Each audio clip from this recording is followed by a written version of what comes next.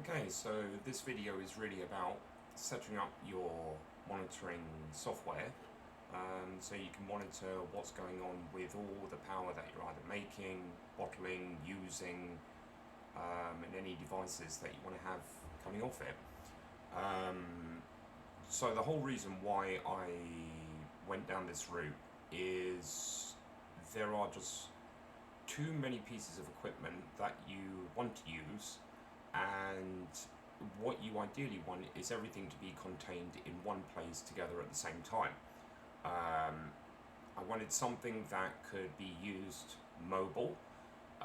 So I wanted it used on my mobile phone. I wanted something like an iPad in my house, and I want all of that data collected all at the same time, all in one place. And when you have too many devices, what ends up happening is that you find you're in this situation where you either have to keep closing apps, looking at other apps, and even those apps, you don't really have any control. You have monitoring, but you can't necessarily control anything, so you're leaving it to its own devices, which sounds great, but if you are the person who's installed it, you want to know how it's interacting and how more than anything, how everybody's consuming the energy that you're making, the battery supply.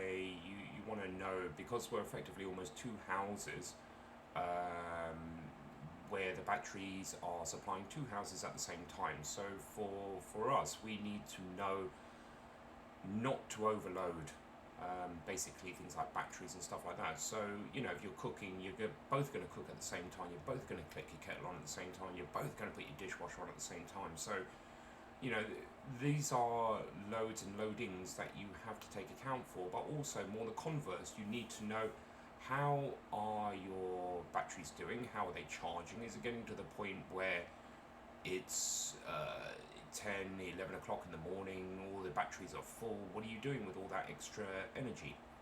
So these are one of the times that I want to know about everything. And when you realize that there's so many different ways of integrating, you come back to the same thing, which is either you need SMA do a very good portal, which is great, but then the downside is it's only for SMA's equipment.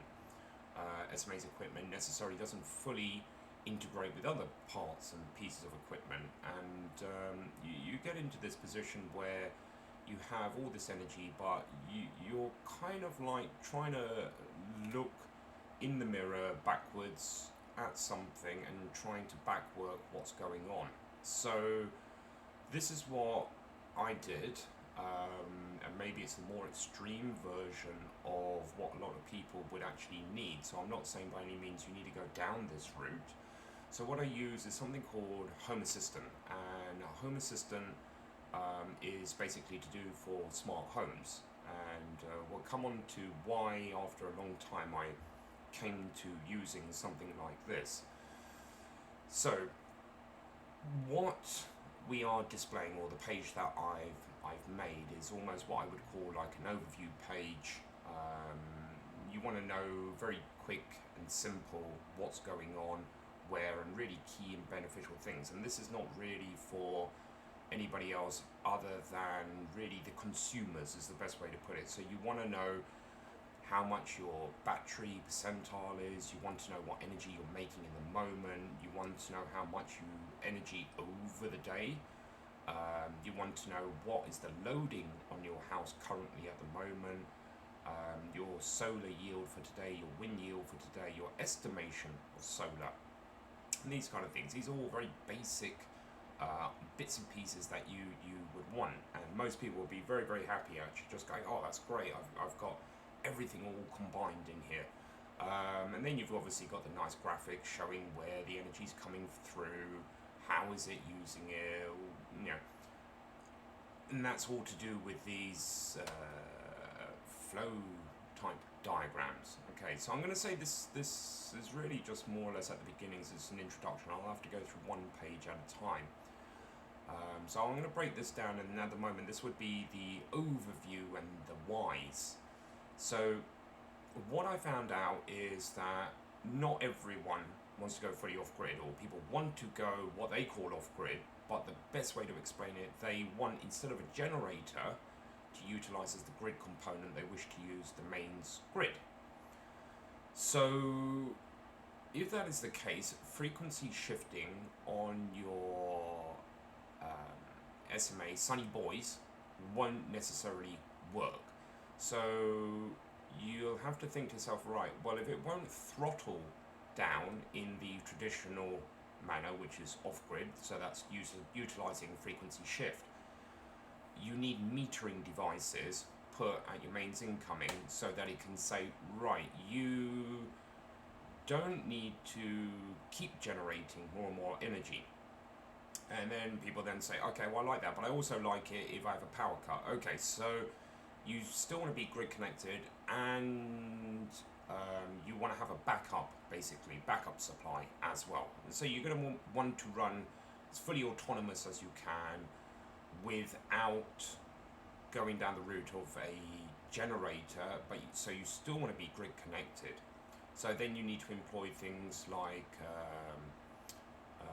an automatic transfer switch, an ATS, and that will then connect with that. But you still need an energy device of some sort to be connected to the grid. But if there is the case of a power cut, you can't just put yours to off-grid, because it will start pumping energy back down the grid and electrocute somebody else down the grid, or you'll try to power up basically your neighbor plus all the people that are connected on the grid with power, right? So that's where you need then something like an ATS comes into play.